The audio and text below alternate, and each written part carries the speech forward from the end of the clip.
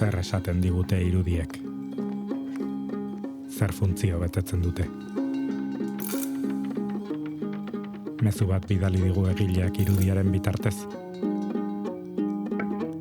Edo gu gara mezu hori sortzen dugunak?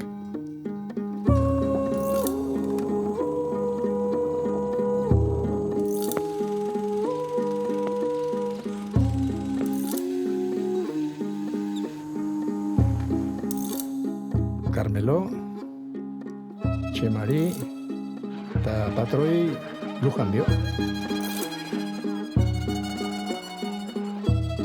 Hau, Zikuñagako Ama Birjina da. Gipuzkoako 7 Ama Birjin beltz ospetsuetako bat da. 1979an, ni jaio nintzen urtean, Zikuñagako amaren irudia desagertu egin zen. Irudi baten ausentzia, bere presentzia bezain indartsua izan daiteke.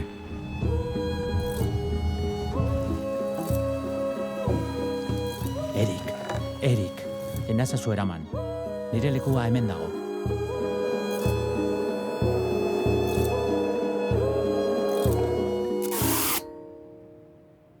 Entonces, ¿tú dices que la Virgen está en Hernani o en algún sitio?